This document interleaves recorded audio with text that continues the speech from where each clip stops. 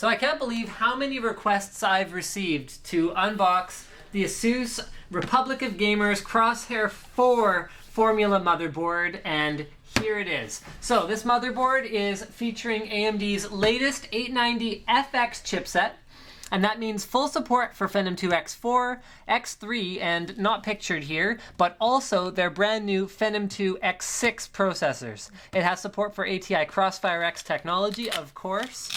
And let's have a look at this board. So it uses a very new sort of styling for ASUS, where they've got kind of a, it's hard to describe it, but kind of an angular structure to their heat pipes. We'll have a closer look at those when we get the board actually unboxed, but it uses the black and red and white color scheme that we're used to with Republic of Gamer boards. So let's have a look up here at the top. First of all, we've got the ROG Connect plug and overclock, tweak it the hardcore way. So this port right here is for plugging in the ROG Connect peripheral, which you can use to overclock your system. Game first, the speed you need to pwn.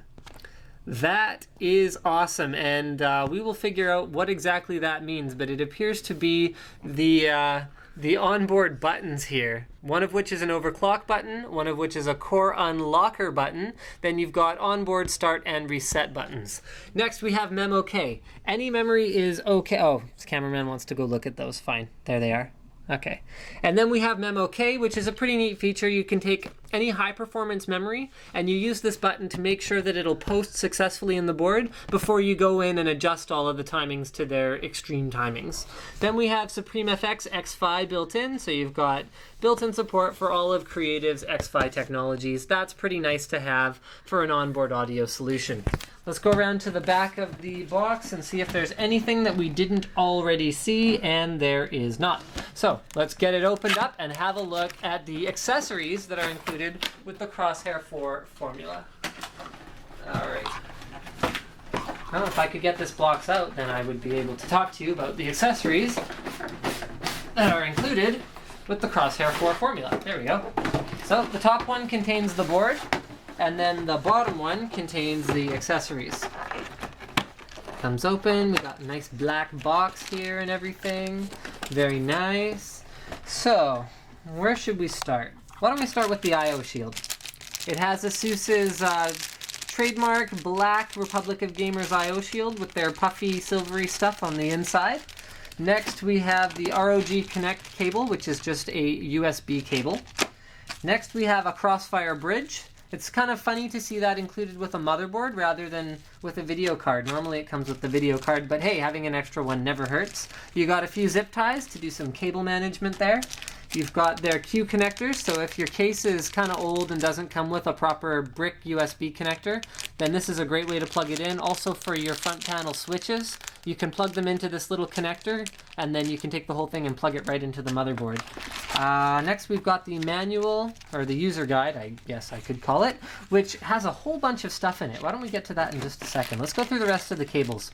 So we have an eSATA USB 2.0 bracket for the back, and then 6 SATA cables, 3 of which are right angle and 3 of which are straight. So each package contains 1 right angle and 1 straight SATA cable.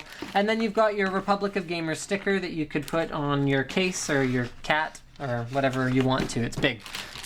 Put it on your car if you really wanted to, I guess. That'd be pretty sweet. Cruising down in your like sweet ride with a Republic of Gamers sticker on the side of your car. Yeah. Wish I had some shades while I talk about that. It'd be all like cool. Anyway, so we have the drivers and utilities DVD. Don't use this. Download the latest off the ASUS website. Then we have the user's guide, which includes a bunch of stickers and information. So these stickers are for labeling your SATA cables. Pretty cool. They have a little diagram here for how to do it.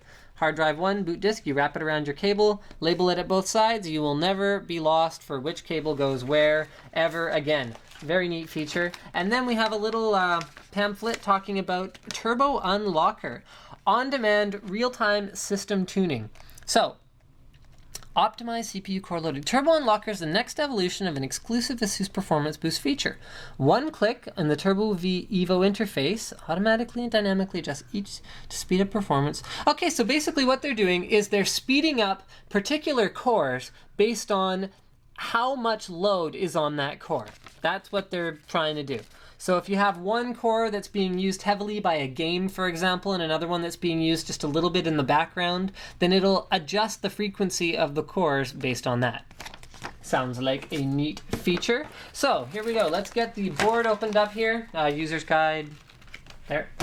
And here it is. That is one shiny looking motherboard.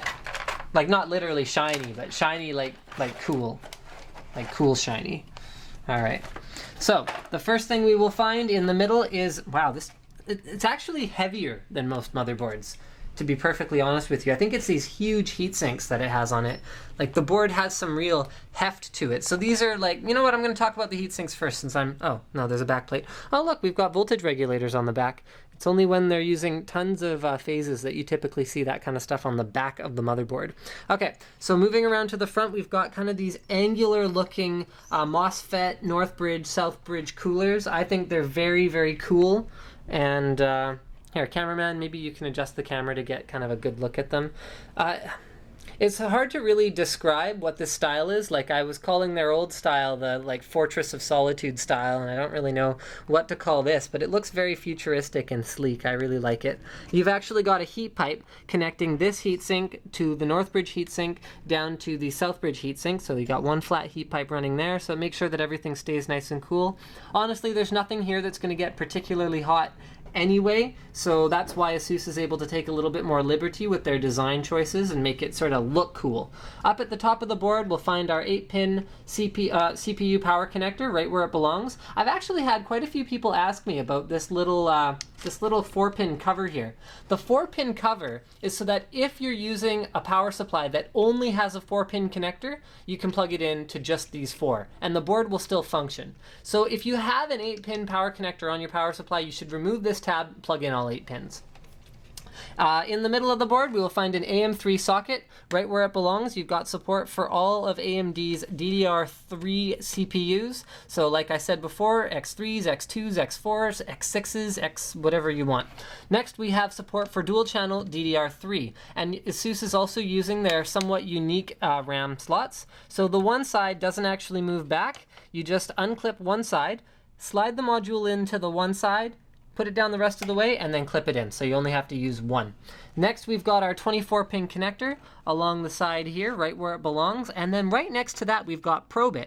So these are voltage readout points. Ground, looks like Northbridge, Southbridge, Hypertransport, Northbridge, VDD NB1. Okay, I'm not sure. RAM, CPU PLL, CPU, and then another ground point. So that's a pretty cool feature. You can check all your voltages with a multimeter rather than relying on unreliable BIOS level monitoring. Okay, so moving down, we have, oh, this is kind of something that we should talk about. We have 6 SATA 6 gigabit per second ports right there. So those are all running off of the AMD chipset rather than using a third-party chipset. So that's one of the unique things about the brand new 800 series boards. And then moving down, we've got the Republic of Gamers branding on our Southbridge heatsink there. And let's keep going down to the bottom. So here's our front panel connectors. And we've got, wow, how many? 1, 2, you know what? I actually can't tell what all of these are supposed to be. It looks like any number of, okay, yeah, USB here, USB, USB, and I don't know what this one is. So there you go. All right, here's all of our buttons. So we've got start and reset buttons on board. Here's the core unlocker button, and here is the overclock button. Cameraman's phone is ringing. There we go. Okay, you know what? Why don't we do something that I very rarely do on this show? And I'm actually going to consult the manual about something. Yep, right here on camera, I'm going to attempt to find out what something that I don't know what it does.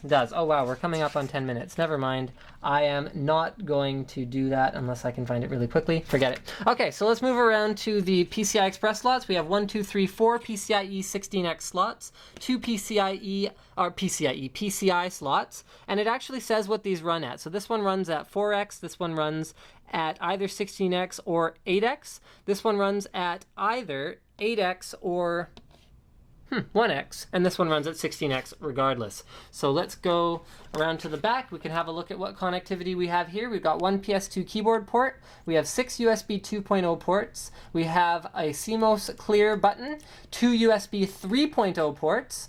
Then we have optical audio out, Firewire, eSATA, the Republic of Gamers link, and onboard 7.1 audio. Those look gold-plated too. That's pretty nice for onboard audio. Thank you for checking out my unboxing of the Crosshair 4 Formula motherboard.